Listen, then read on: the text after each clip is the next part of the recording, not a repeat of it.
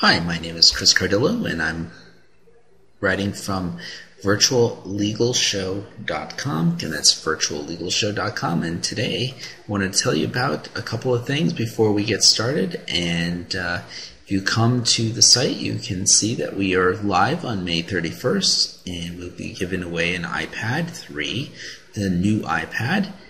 Here you can sign up for our newsletter, come up here and register, and you have a chance to win the iPad. Also, if you come into the keynote area, you'll have a chance to see all of the videos that we have put together for you, and it's all free. So come by, and we welcome you anytime. All right, so today we're going to talk about search engine optimization for law firms. All right, so first thing we want to talk about is the Law Firm Technology Group and how we have grown. We are a free law firm association for law firm professionals, IT professionals, marketing admins, and lawyers since 1995. We have over 10,000 members. Our goal is to help each other solve everyday problems in general technology, marketing, e-discovery, forensics, litigation support, management, and administration. So there you go. You got lawfirmtechnology.com. You can sign up for our newsletter or come to our virtual legal show and enjoy the videos that we've put together for you that are all training videos. All right, so let's start with SEO starts with keyword research. All right, so today we're going to talk about keyword research and as it applies to your particular law firm. So as you are, when you're developing a keyword list of items that you want to optimize for, what you have to do is actually do some research. And one of the best tools that's out there is called the Google Keyword Tool. And you have to go into the Google AdWords area, and you can actually, or if you just go to Google and just type in Google Keyword Tool, it will bring you to where you can sign up and sign in. It doesn't cost anything to use the Google Keyword Tool, but you do have to have an account with them. So this will give you a suggested list of keywords based on your niche that you happen to be a lawyer in. So that's one way to generate a list of keywords that you would want to optimize your website for. Second thing you need to do is go to Google Suggest. And Google Suggest is something new that's Google offered a couple of years ago, about a year and a half ago or so. Google added the ability, and you probably noticed this when you go to Google and you just type in any phrase, it will pop down several different options right from the pop-down window, right from the Google where you enter the phrase into the Google, right? So it will actually give you several suggested items for the different keywords that are related to what you are typing in there. So if you type in bankruptcy, it may suggest, bankruptcy attorney, bankruptcy lawyer, bankruptcy, restructuring, Chapter 11 bankruptcy. Those are different keywords that you can optimize for, and you should keep note of that. Make note of that, right? Do some research on that. Add it to a big, long Excel spreadsheet or just a Word document. Just make a very long list of all the different keywords that are related to your niche. Now, you can also go out and buy a tool. Now, there's lots of other tools out there. These are tools I happen to have used and I think are quite good. WordTracker.com and also Keyword Elite. These are different paid tools. You have to pay for them, but they help you generate large lists of keywords that you can optimize your site for. So this is the core of every, whenever you're doing search engine optimization, if you're not doing keyword analysis, then you're missing the boat. I mean, you're going to do a lot of work for no reason. Okay? We're going to talk a little bit more about how you can, pare this list down, but starting with the big list is really where you want to start. Okay? So what are you looking for when you're dealing with keyword research? Okay? Now, you want to find keywords that have buying phrases. For example, hire, bankruptcy attorney, file, Chapter 11 bankruptcy, or Chapter 7 bankruptcy. Find keywords that have local appeal. So down here we've got Broward bankruptcy attorney, Pembroke Pines lawyer, divorce attorney in Miami. Right. Next thing you want to do is find high traffic keywords with low competition. Now, I like to optimize for sites with 500,000 competitors or less because I know I can get top 10 rankings in those niches most of the time. So, if you're going to targeted areas, and how you find this is if you go into Google and you type in your keyword search, let's say you typed in Pembroke Pines lawyer, right? You're not going to come back with a very large list. I mean, the total number of competitive websites out there for Pembroke Pines lawyers is going to be very, very, very small.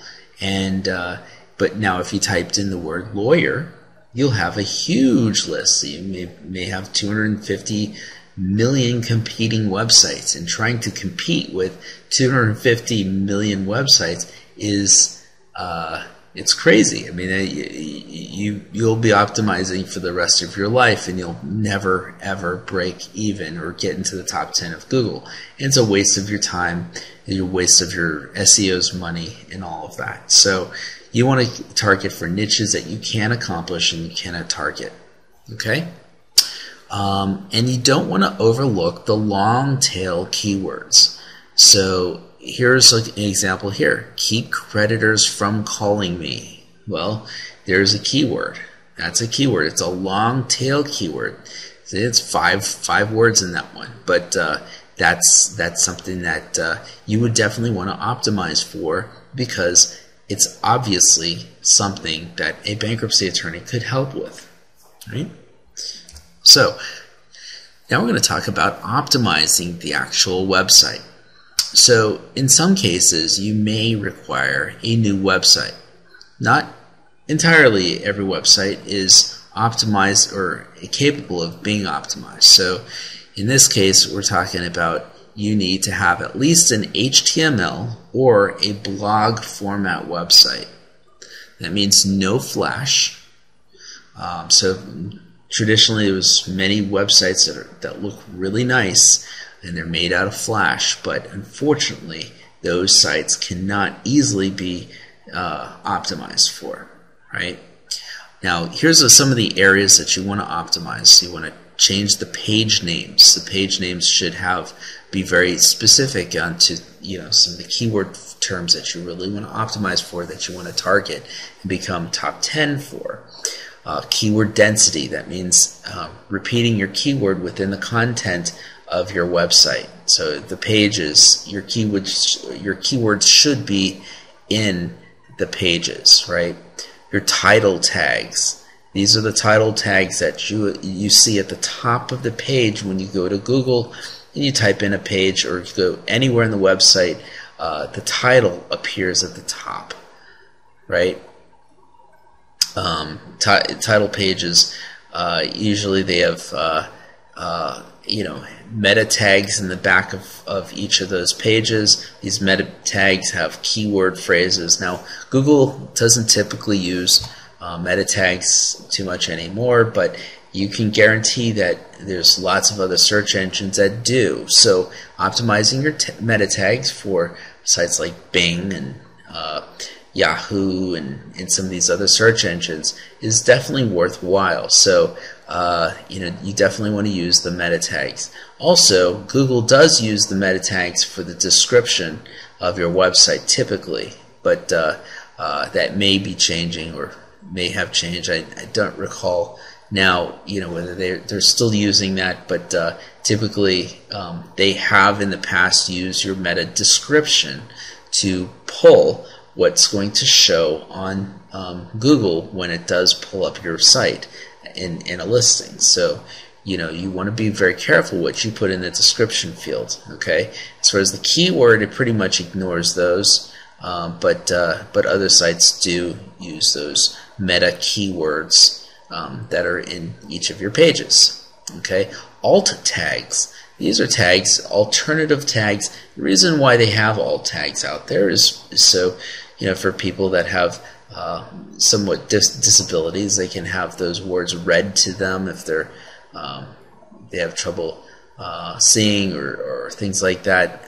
The alternative tags help somebody to identify what is actually on that page. So definitely do that, and definitely fill those alt tags in. Now, sometimes designers don't even bother with that because it looks good without the alt tags, so you don't put them in there. But you put them in there, it doesn't affect the design in any way, but it does optimize for those keywords, and you can put your keywords inside the alt tags. Okay, picture names, naming your pictures. Make it related to your keyword phrase. On-page content. You want to have regular updates and have new content.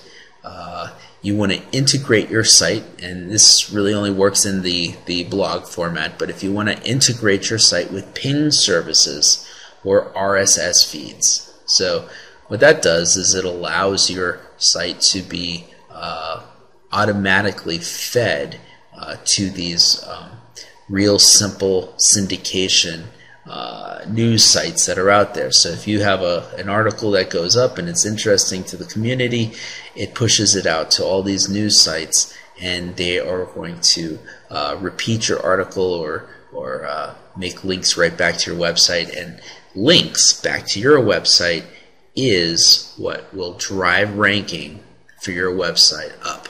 So that's what you want. You definitely want links back to your website. So doing these things will help generate that kind of response, and then eventually traffic will come.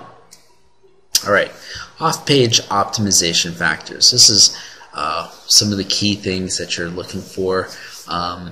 So your domain name. Use keywords in your domain name. A lot of times I see a lot of firms that do not have keywords in their core domain name.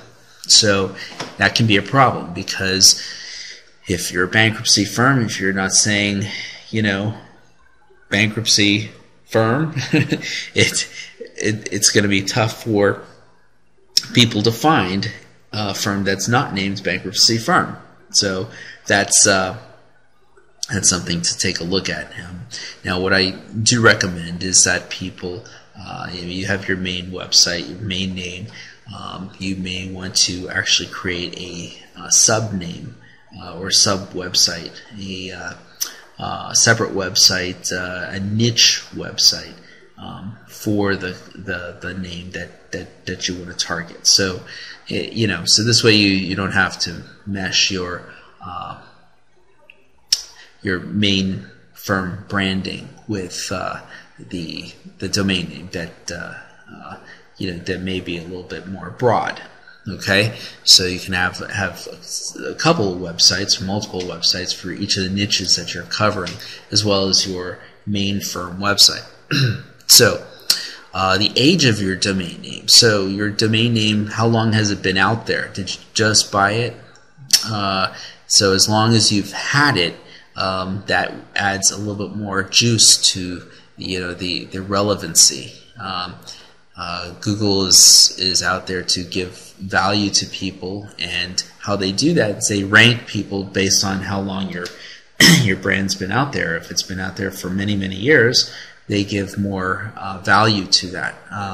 Also, if you register it for a long period of time, 5 years, 10 years, Google gives a little bit more boost to those type of websites that have done that, rather than websites that are registered for a year, and they could be just throwaway websites. And so, of course, Google wants to get rid of those, those throwaway website names as soon as possible. So they give it a little bit less value. Now, of course, misspellings are very helpful. So if you have, I learned this early on when there was a firm, Strzok and Levin. So I didn't immediately realize that when I was going to their website, their website name, I'd been spelling it wrong for quite a while, but because they had purchased a alternative name or misspelling of their name, I didn't know. The site just kept going. It was forwarded right to their main website with the proper spelling and all of that. So they had bought the misspellings of their name and made that a keyword phrase because they knew that people were going to misspell their name, and so they wanted to capture that audience as well. We're talking about buying domain names for $10 or less a year, and sometimes as low as $1.99. So DomainGin, that's DomainDJINN.com, is a great place to buy domains. So you can actually go there, purchase a domain, purchase your web hosting. It doesn't cost that much, and you can redirect to your page. So if you have a misspelling, you can immediately point that domain name and you're done. Also, it has a great domain suggestion tool. So if you have no idea what, if you really want bankruptcy lawyer, you can say, bankruptcylawyerblog.com is available, or bankruptcylawyer.info is available, as opposed to just guessing each time. So that suggestion tool is fantastic. Off-page factors, some more total number of links that are pointing to your website can be very powerful. That is the way Google ranks sites, is dependent upon how many links are back to your website. The quality links from authority type websites is very important. So, you're not just getting links back from Joe Blow type website. You're getting links back from CNN.com, or some other news sites.com, maybe Wikipedia or somebody else like that is really linking back to. And all these things can drive up more authority to your website, and everything that you've optimized for will go up higher as your authority rises. Links to subpages on your site. So you want to have links not just going to your home page, you want it to go to your subpages as well. This is what drives up the true authority on your website, because Google does not really value only one-way links to your homepage. It says, well, that could be spammy. So we want to see more organic linking. So that means some people may be linking to subpages of your website as well as to your homepage. So keep that in mind when you're doing lots of linking or link building. You want to link up, to all kinds of pages in your website. Links from articles, blogs, forums, social networks, videos, other PDFs that are out there. So these are all places that can have links, one-way links back to your website. Now, here's the best way to have a link back to your website. It's called an anchor text. Now, so here, for instance, you want to optimize for Miami Bankruptcy Lawyer, right?